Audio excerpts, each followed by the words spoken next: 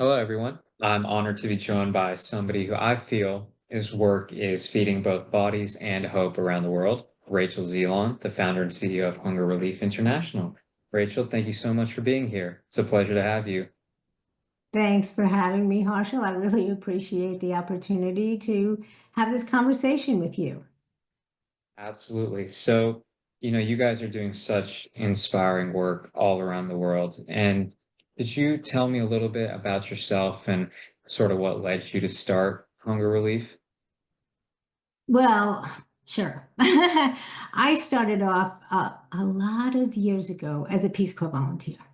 And that's when I really understood that my passion in life was going to be working in the field of humanitarian development, humanitarian relief. I spent a lot of years in the refugee world as well.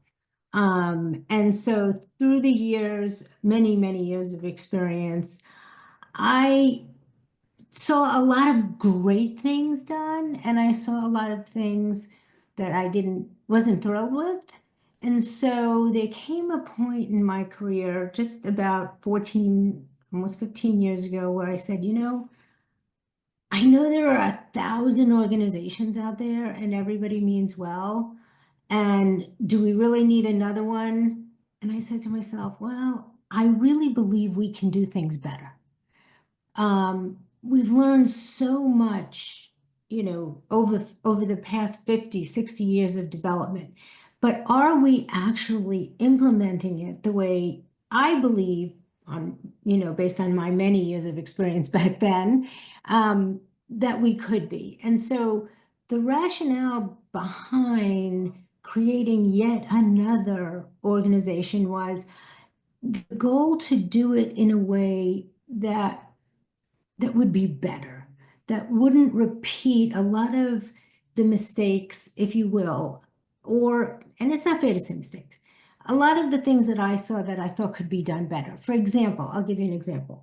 Many organizations, and it comes a lot from the way organizations are funded, and particularly the way they were funded until recently. Numbers is a big thing. Okay, we drilled 2,000 wells, or we gave out 50,000 of this, um, but there wasn't too often what I was finding were statistics were being thrown around, but were people really being served? So I was involved years ago in an HIV project, and one group wanted to do the project, which was the group I was working with. We wanted to do a project where we looked at the whole person. It was really directed towards women. So we looked at the whole person. We created support groups. We aligned ourselves with the World Food Program to make sure they had food and things like that. So it was a very comprehensive program, but it was not funded because we didn't have the numbers, because other organizations could say, well, we were helping 200 women on multiple levels, to deal with their HIV/AIDS, to make sure they had their medications, to make sure they had food, to make sure they had support systems in place, to make sure that they could get their counseling. Well, we were really impacting whole human beings and whole family units. The people and the organizations that got funded were sending agents to marketplaces and saying, oh, hi, Mrs. So-and-so. How are you today? You feeling good? Oh, good. Glad to hear it. Check. And that counted as a psychosocial support encounter. That is not what I wanted this to be. I believed we could do better. And that is one of the primary reasons that I started really believing that another organization that did things, that looked at things more holistically, and that wasn't going to be just about numbers, but about people. That's what I wanted the work to be about real people, children, women, families, communities. They all are living beings. They're not numbers. That's that's fantastic and truly, truly very noble of you to, put yourself in that and want to take something further with it. So, what would you say is the main mission or kind of idea that hunger relief revolves around, and who are some of the people that you guys serve right now? But really what this is about is it's about child survival. It's about how the real intention begins with who is the future and how can we give the future generations and the people who care for them, their parents, their moms, their sisters, their fathers, how do we create a better future for them?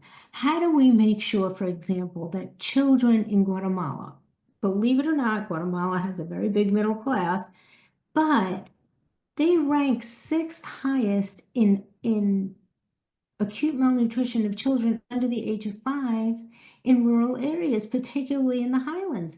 So you say to yourself, well, how can this be? So our goal really is, okay, how do we reach children? How do we reach families and communities and build, not just address the initial issue of hunger. I know we're called Hunger Relief International, and we do. Hunger is a big deal. You can't go anywhere if you're hungry. You can't go to school. You can't go to work. You just don't function. So what we look at is how do we address issues of hunger in children first? Because if children don't get the nutrition and the nutrients they need, really in their first 1,000 days, including the period of gestation, they will never develop to their full potential. But then if you even pull that out, even to the age of 5, let's get them the nutrition they need so they can become the adults in the future with all of the cognitive development that goes along with proper nutrition and the nutrients and all of that. But then we also look at, okay, we need families to be resilient because we can't be here to feed their kids forever. That's not the goal. The goal is for mom and dad and whoever other caregivers, it could be grandparents, to be able to take care of these children. So we have this one piece of how do we address the immediate need? But then the bigger piece of, okay, what's going on in the family? For example, do they have access to clean water? Because we can feed kids 5-star, Michelin 5-star meals 6 times a day, even adults. But if they are not drinking clean water, they're going to be sick. You're losing more nutrients through worms, through other types of parasites. So we have to look not just at the child, not just at what we're feeding that child, but what is around that child. So we're building resiliency, we're building unity. We want families to stay together. We want them to become stronger. We want their support systems within their own households, within their extended families, even their communities, to be able to stand alone and to understand how they can thrive so that their future generations can do even better. And that, so we look at the whole thing. What about sanitation? My goodness, if there's a fly landing on human waste, and then that same fly is landing on your food, you're not going to be healthy. So again, our mission is to address issues of childhood hunger, to build resiliency, to create unity in families and communities, and all of it works together. It's different pieces that have to come together. That's fantastic. That is really some wonderful work you guys are doing. Is there any one particular story of a family you helped or a community you worked in that really stood out to you or really stuck with you? Well, there are so many, but I'm going to tell you one story that I love in Haiti. So we have a program, and it's gotten smaller over the years because of funding, and that's what happens. So one of there's a wonderful, well, I consider him to be a wonderful opinion piece. He writes opinions for the New York Times, Nicholas Kristof, and I've stolen some of what he's I've adapted something that he wrote a wonderful article about education as the escalator out of poverty. He was referring to it here in the US when he wrote it. It was a number of years ago. But it's true. I mean, anybody in any country knows, and in every country, that education is truly the escalator out of poverty. So a number of years ago, we started a project in Haiti where we worked in a very vulnerable community. I mean, extremely poor, hand to mouth. I mean, very often families would have nothing to eat. And what we did was we tried we sent our social workers out. This is when it was still safe enough to go into these very precarious slum areas in the capital city of Port-au-Prince. And we identified, oh, depending upon the year, 25, 30. One year we had 50 kids in what we call the Children First program. And that meant the children first. It meant the children got scholarships to go to school. We provided them with school supplies, uniforms, shoes, everything they needed.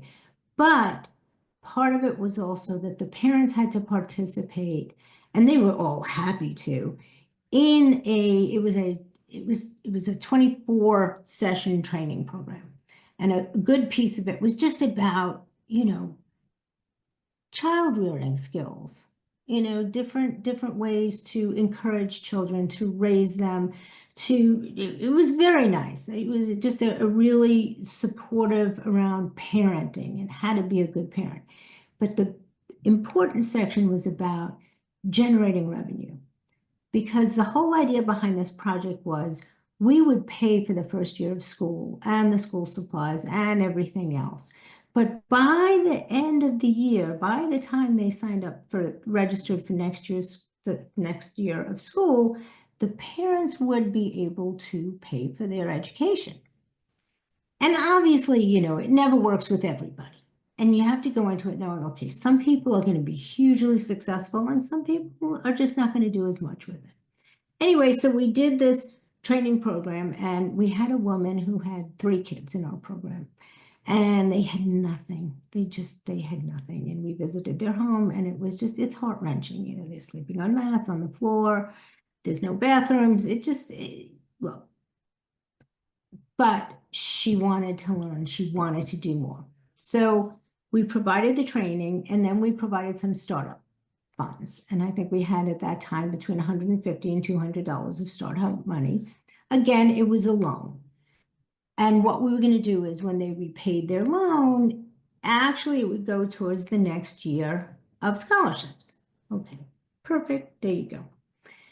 Anyway, so this woman said, okay, I'm going to take your loan and I am going to start a business, an informal business on the street where I'm going to prepare food and I'm going to sell food.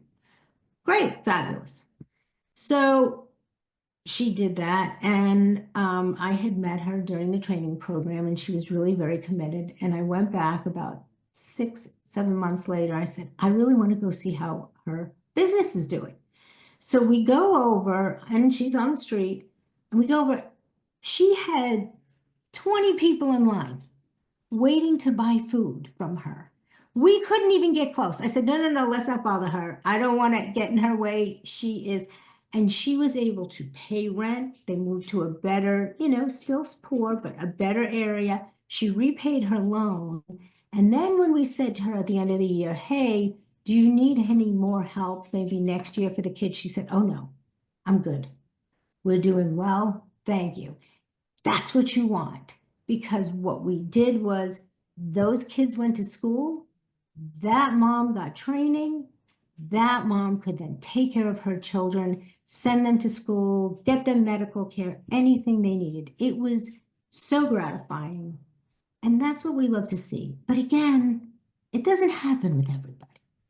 But you do what you can. And when it's successful, you just enjoy the moment and you're just happy for that family.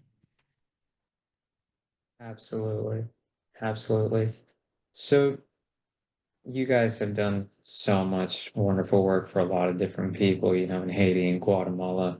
But to get to the point where you can have this level of impact on not just an individual, but an entire community, you've probably had to learn a lot and grow as you go. So how do you feel like your organization has grown and evolved since you initially started it? So you're absolutely right. So initially, we really did start with school feeding programs. Again, going back to the importance of school, the importance of children attending school, knowing that if children receive food in school, whether it's Haiti, Guatemala, Kenya, any country in the world, if they will receive a meal, their parents will send them to school. And that includes girls, because very often what we find is families will keep girls home. Boys will go to school, girls will not get the opportunity to go to school. Or girls will be pulled out of school to take care of younger siblings. But again, when there's food, every child went to school. So we suddenly, we started our school feeding programs, we had 100% attendance. But then you began to see things like, okay, this child's still not growing here and there, and we do a lot of home visits everywhere. I'm a social worker by training. I love home visits. That to me is the basis of everything to really understand what's going on. And that's when we began to really be aware of, wait a minute, it's not just food, it's water, it's access to, it's sanitation, it's access to medical care.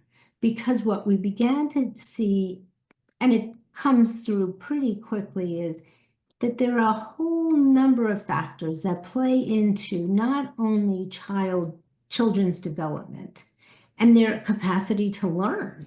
I mean, the food increases their capacity to learn, to retain knowledge, all of that. But again, if they get sick from diarrhea every month or two and they miss school, they're less likely to be, to do super well academically. So we began to look at the bigger picture. And in every country, the bigger picture is slightly different, but it really does come down to, do people have access to basic services? And so that's when we looked at that picture of clean water, sanitation, food, education. Um, and it becomes, when you put it all together, you can see how families thrive. You can see, because people don't get sick. If you don't have clean water, and dad who goes out and makes $2 a day picking somebody else's coffee beans, for example, is sick and can't make that money, guess what? That family doesn't eat that day. So now we're keeping everybody in the house healthier. Everybody is healthier. The kids are going to school. So we learned so much, and so we began to integrate these different pieces into everything that we do, because you can't look at a person as from one dimension. And that's where we differ in many ways from other organizations. And I'm not being critical of anybody by any means, because I think that everybody has a key role to play. But that organization, for example, and I keep picking on them and I feel bad because they do great work, and it's not a particular organization. That particular organization that digs 1,000 wells a year, yes, they're doing fabulous work, but there are other pieces to those beneficiaries. Well, yeah, that's great that they have clean water, but do they have food? Can the kids go to school? Do they have access to medical care? How are we working together? And this is one of the areas I think that we all fall short, which is everybody is competing for the same dollar. There's only a certain pool of money, and that pool of money has really, contracted this year tremendously. But even in previous years, everybody was competing. Instead of competing, how do we work together? We've always looked for partners. Okay, we're good at school feeding. You're great at building clean cook stoves, whatever it is. Let's work together. That is the way that we can have a much greater impact. But that's sort of how we do things. I'm sorry, I probably went way off on a tangent. No, no, no. No, absolutely not. I think, all these different things you're sharing are just adding more and more value to everything that you guys are doing. And, I totally agree with the partnerships. You can't do everything yourself. You got to work with those who can really support you. And I do love the way you guys run the organization right now. I definitely do. But I do have to ask, when you go to these different communities and you see people living in these different, you know, almost inhumane conditions, latrines in the ground, no clean drinking water, no food, children are basically skin to bone. How do you kind of use that as fuel or motivation to keep doing what you do? Because for some people, like it's too much for them. Like they say, "Oh, I can't deal with this. It's too much for me." But clearly, it doesn't seem to have had that effect on you. So tell me a little bit about No, that. I mean, look, when you see people suffering or you see people living in inhumane conditions, it is heartbreaking. But knowing that there is a possibility of making a difference, it may not be small. What's so interesting is that, early on somebody said, well, we should include in our mission statement, ending, our goal is, no more hunger and no more poverty. Well, that's just not going to happen. So while it's heartbreaking, it is motivating because there are things we can all do. And while these people, whether they're in a refugee camp or they're internally displaced or they're just incredibly poor living in these huge slums, in whether it's in Kenya or other countries around the world, I always know we can make a difference. And so my very first job, I was actually an intern. I was my second year as a master's of social work student. We had to, again, it was my internship. I walked into the office and they had this big picture on the wall. And under it had a quote.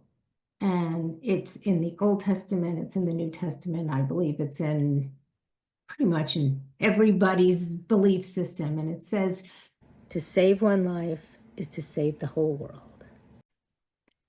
And I saw that, and that is how I approach everything.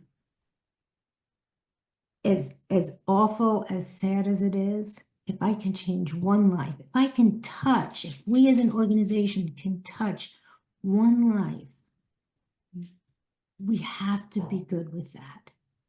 And I think I once mentioned a story, and I'll tell it again because I think it does make sense to me. And it was way out in Kenya a long time ago. They had a cholera epidemic. There was a huge drought. There was no food. Children were dying. And we were out there doing a food distribution. And I was out there the day before. We were doing the planning, got everything planned, and we're ready to leave. And somebody comes running up and says, please, please don't leave. And I said, well, okay, what's going on? Well, there's a man here and he's walked for 3 days with his two daughters. One of them has cholera and they've only gotten this far and they need help. Will you help them? And I said, take us to where they are. Absolutely. We're going to help them. And as we're walking, two of our staff people, one said to the other, a younger man to our program director at the time, said, we just can't help everybody.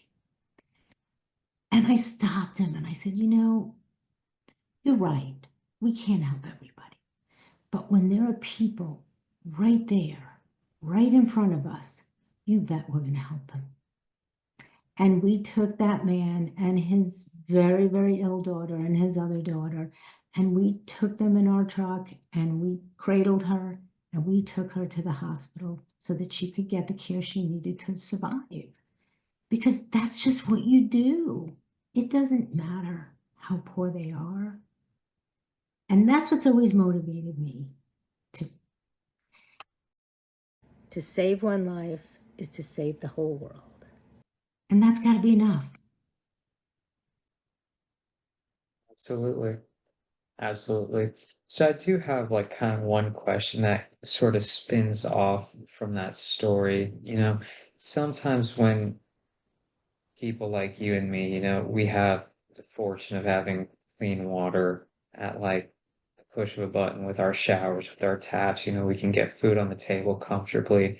But sometimes when, we see these different communities and what's happening around the world, oftentimes we struggle in that sort of notion of we patronize them and paint them as individuals who are separate from us. And I feel like a lot of people tend to do that. We treat them differently for whatever reason. And it's caused this, gap. We feel like, oh, we should feel sorry for them and we should feel this and that. What's your kind of opinion on that? Like, how can we be better at not just supporting those who don't have as much as us, but making them not feel less human than us? Well, one, they aren't any less human than us, ever. And what we need to think about are the common denominators that cross cultures, that cross oceans. At the end of the day, we're all human beings and we all have needs. Um, and I never, I may have empathy for people, and I do have empathy, but I will never think of them as less. When I was a Peace Corps volunteer, it was super interesting. The whole concept is, we send out these young American, and not sometimes not so young too, but here are these American volunteers, and they're going to go to these, lesser developed countries and teach people things. Well, I was 20-year-old Peace Corps volunteer, and frankly, and they sent me out to this very poor village. I mean, there was no water, there was no electricity, there were no latrines back then. I mean, we're talking a long time ago, but it was very basic. And at the end of the day, I figured out pretty early on, I learned more from them than they ever could learn from me. Their life experiences, the challenges they faced, the the illnesses, losing children and not knowing why children were dying. Um, and yet, when you went to visit them in their homes, again, my home visits before I was even a social worker, they would, I know this sounds silly, they would kill a chicken and make me sit there and wait until they cooked it and give it. They were the most generous people. If they had an egg and rice, they would feed me, and I'd watch their kids watching me eat and say, well, let's just share it. The point I'm making is people are wonderful. At the end of the day, we have so much more in common with people, regardless of their socioeconomic status, regardless of what country they live in, regardless of their income, regardless.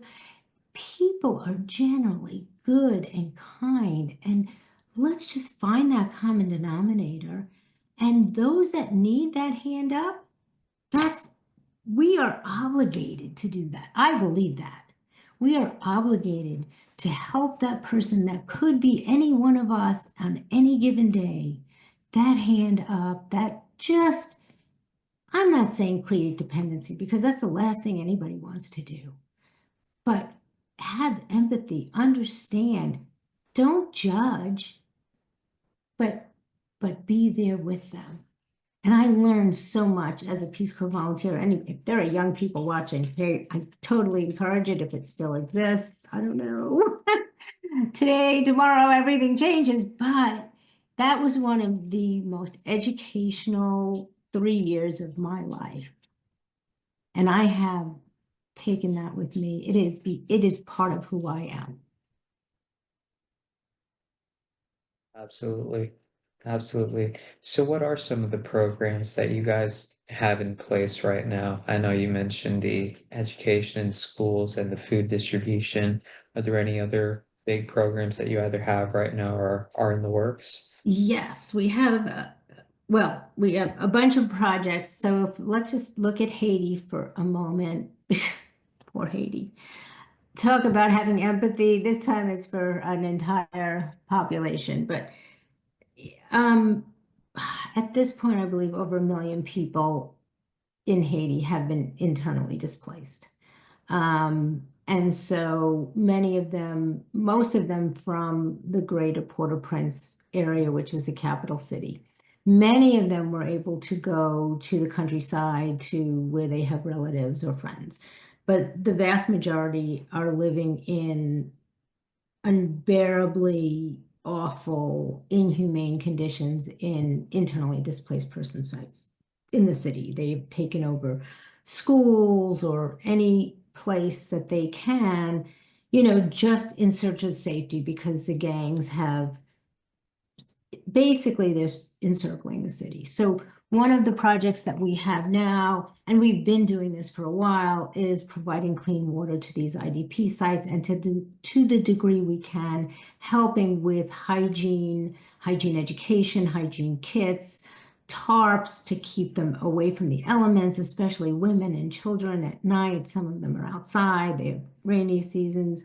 And we provide water, and that is huge. We can't, I mean, there are tens of thousands of people just in the 3 sites where we're working. And so what we do, we do our best, we raise the money we can to provide potable water and then water for cleaning, cooking, bathing. So we provide X amount of potable water and then and we provided hundreds of thousands of gallons of water I think in the last few months. So that's a big deal. And we're working, we tried the hygiene kits. Food is too complex and too expensive. We continue to work with children in orphanages and make sure they have food, especially during these violent times. And then in the south of Haiti, we're working, oh my goodness, I can't even tell you. I think it's up to 55,000 people, about over 11,500 households. We're working in collaboration with the World Food Program to ensure that these households, at least for a period of time, receive either food in the form of food or in the form of cash transfers. And then we do a lot of education about what it is they can purchase. We're a big project that we're really looking for funding for is to provide through solar panels electricity to rural health centers. And that is a great project. It is a fabulous project because it combines what we're doing in terms of providing the food, but because we're looking at the same communities. If we can provide power to these health clinics, pregnant women, build it and they will come. Pregnant women will come. They will get prenatal care. They will come to the clinics because they know that the deliveries will be safe. If there's a nighttime delivery, there's going to be light and there'll be a doctor there or there'll be a midwife there helping them deliver safely. There'll be refrigeration for vaccines and other medications. Every woman that comes. So it will directly impact both prenatal care, postnatal care, women's women's survival in terms of giving birth, and child survival because so many children die after birth. So it's a great project. And then the whole goal behind it is after the children are born, they will keep coming. This will now become a place the community comes to. But every woman who comes to the clinic will get a water filter because we want every pregnant woman or every woman who's just given birth, or we want everybody to have clean water. But it is so important when they're a newborn. So part of the incentive will be you come to the clinic, not only do you get professional care, not only is there electricity, not only do we have the vaccines, but you will have access to clean water through water filters. So it's a great project and we're super excited about it. It's not that expensive. It comes out to like $10,000 from soup to nuts, and that includes training people to take care of their solar panels, buying them, everything involved, buying water filters, everything. And it helps upwards of 900 people a year. And this is a sustainable project. These solar panels will last at least 3 years. So, and many of them, if well taken care of, will last a lot longer.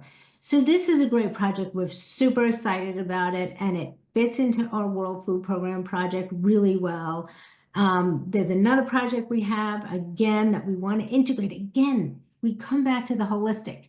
Now we're taking care of food, we're taking care of healthcare and access to healthcare and access to clean water. And now we want to build revenue streams. So we have another project where we will provide goats to women, and it's a whole cascading project, which I haven't even, told you about in previous conversations, but whereby women receive that you start with two women and we create a little co-op of women. And as the goats give birth, and there's a lot of training. I'm minimizing it, but there's a lot of training, both, for the electrification project and obviously for rearing goats and make sure they're healthy. But what happens is as we get more goats, we get more women in the project. And it continues to grow. And it has been done in other places. It's highly successful. They will have access to goat milk. They will eventually have access to lots of goats to sell in the market and things like that. And it becomes a revenue stream. So we have a lot of stuff that we're really excited about in Haiti. And as dangerous as the place it is, as difficult as it is. I mean, I haven't been there in a couple of years because our team just says you can't come. Well, and so do the airlines right now. Nobody's flying there, at least to the capital. But we have a great team on the ground. They work so hard, and I mean, they never stop. It doesn't matter. They keep going, and that's another part of what we do so well is we do not hire expatriates. We don't have Americans or Europeans or we have Haitians, we have Guatemalans. I believe very strongly that over all of these years of development work, that enough people have been trained, host country nationals. They know how to do this work better than we do. They are better role models than expats. They are the ones that have to lead the charge, and they are. They love when you give them that opportunity.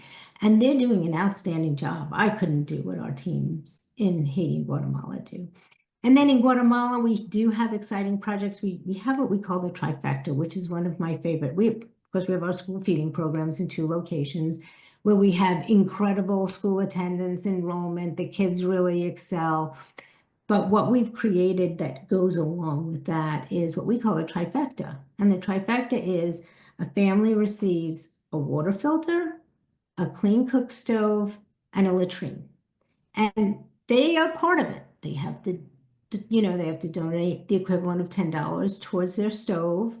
We get the materials, we teach them how, and they build the latrine. We don't even teach them. They know how to build latrines. They just haven't had access to materials, and they have lots of people in these communities. And what we have found, and we just actually sent out an email today showing that last year we did about 30 of these trifectas in every single case. And we've been doing these for years as we get enough money. Again, it's $800 per household. And it's an amazing thing.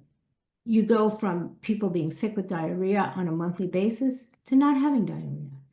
The latrines, no flies landing on human waste and landing on your food. So you're healthier. Clean water. And the clean cook stoves is because in Guatemala and in many, many countries, very poor people tend to have their cooking inside the home. And it's usually an open fire, and it burns most of the day because they keep adding wood to it. And so they're inhaling, they're breathing in so much smoke throughout the day and throughout the night that respiratory problems and pneumonia are among the top 5 killers of children under the age of 5, as they are of women, but people don't realize it. Women, we went down to Guatemala. Our board chair is a physician. And I said, I need you to do me a favor. We went down a number of years ago. He goes, what? I go, bring your stethoscope. And he's a pulmonary specialist. I said, I want you to listen to women's lungs and tell me if you can tell if there are issues, because that, this was at the beginning of this project. And he said, okay, cool. So we brought a stethoscope, and these women were very nice, and they let him listen to their lungs. And he said, oh my gosh, they crackle. We had women in their 30s and their 20s. He said, these sound like lungs of a smoker in their 50s or 60s. And he even had me listen to people's lungs. Once we took the smoke out of the homes, not only were the children healthier, but the women were healthier, everybody in the household. So this trifecta program really brings health to everybody in the household and is, of course, complemented by the nutritional support that we can provide through the school feeding programs, which keeps kids in school.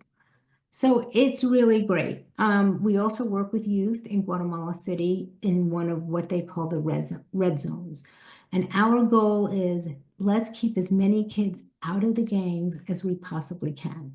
So we do all kinds of fun projects with them and volunteer work with them. And they now have a recycling project where people from their community gather cans and bottles, they bring them in, and they pay them for them.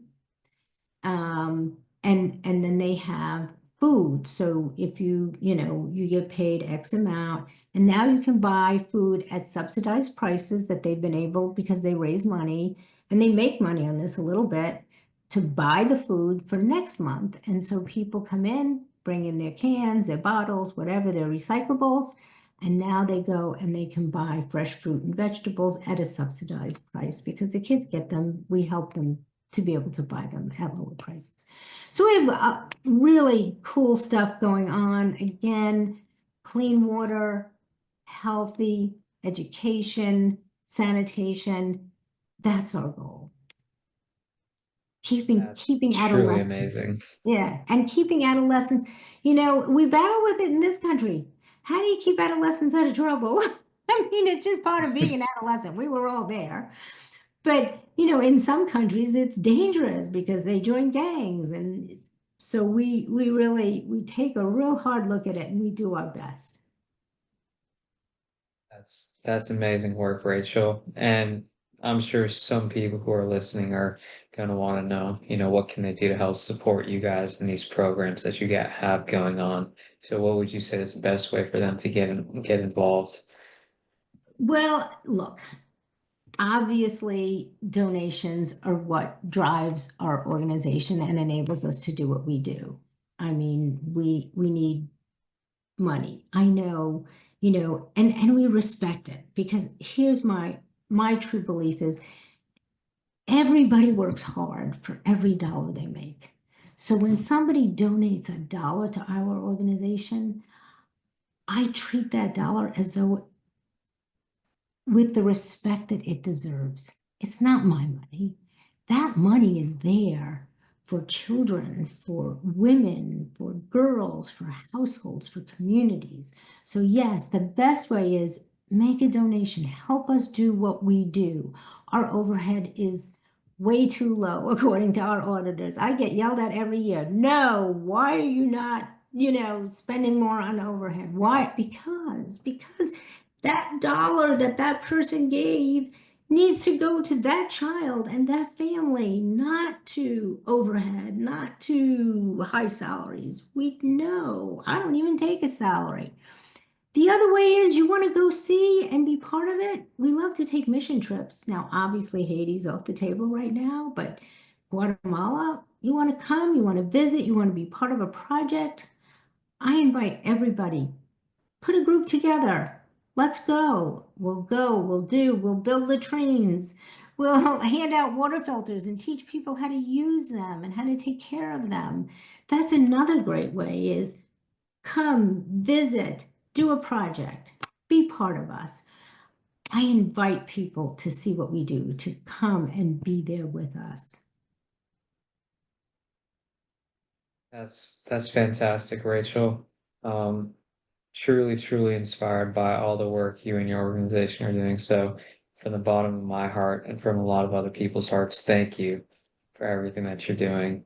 Um, yeah, I think there's so much every single one of us who's listening can learn from you today, me especially, so thank you for doing all that it is you do. It really, really means a lot. Thank Anything you for else you would like to having me. add? No, thank you for having me. It's been delightful. Absolutely. Well, Rachel Zelon, everyone of Hunger Relief International. Thank you so much.